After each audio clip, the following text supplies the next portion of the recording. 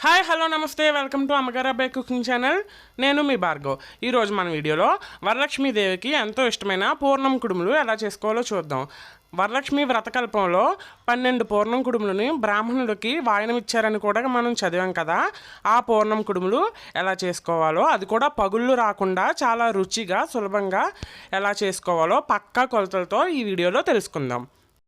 అయితే ముందుగా నేను ఒక గ్లాసు పచ్చిశనగపప్పు తీసుకున్నానండి పూర్ణం కోసం. అలాగే ఈక్వల్గా ఒక గ్లాసు బెల్లం తురుము తీసుకున్నా.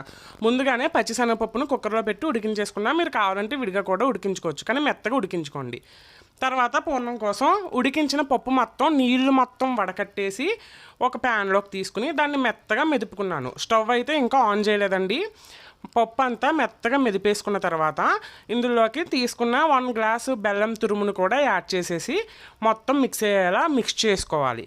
మొత్తం అంతా మిక్స్ చేసుకున్న తర్వాత స్టవ్ ఆన్ చేసుకోవాలి. ఎందుకంటే ముందే స్టవ్ ఆన్ చేసేసుకుంటే కనుక కింద నుండి మాడిపోతుంది అనమాట. అందుకని నేను మిక్స్ చేసుకున్న తర్వాత స్టవ్ ఆన్ చేయమంటున్నాను. కొంచెం లూజ్గా అయిపోయింది కదండి. ఇప్పుడు మనం స్టవ్ ఆన్ చేసి ఉడికించుకోవాలన్నమాట.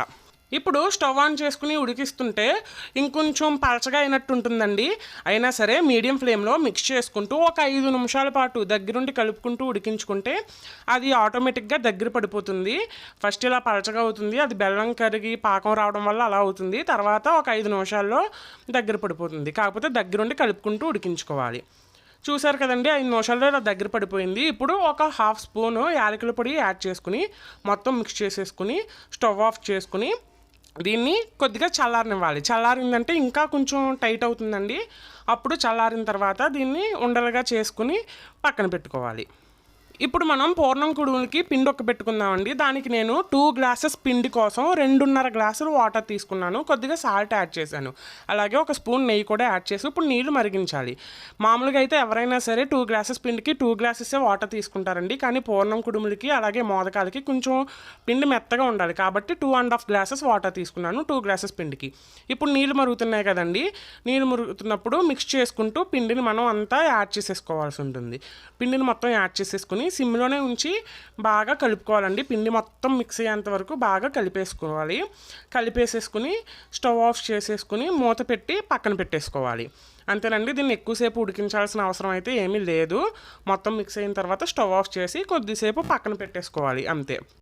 ఇప్పుడు మనం ఏం చేయాలంటే, మనం ఆల్రెడీ పూర్ణాన్ని తయారు చేసుకుని చల్లారబెట్టుకున్నాం కదా, దాన్ని పెద్ద నిమ్మకాయ అంత సైజులో చేసుకుని పక్కన పెట్టుకోవాలి.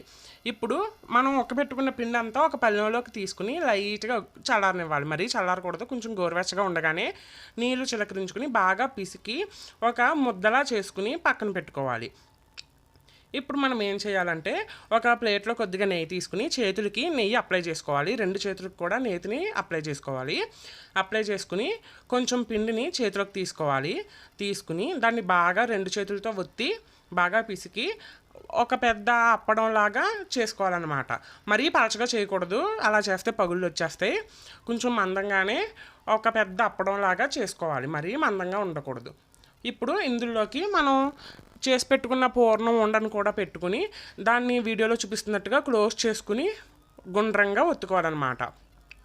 అంతేనండి. దీన్ని ఇప్పుడు నున్నగా 2 చేతులతో మర్దన చేస్తూ ఒత్తుకోవాలి. ఇప్పుడు ఇలాగా ఒత్తితే మనకి పూర్ణం కుడుము అన్నది బాగా తయారవుతుంది.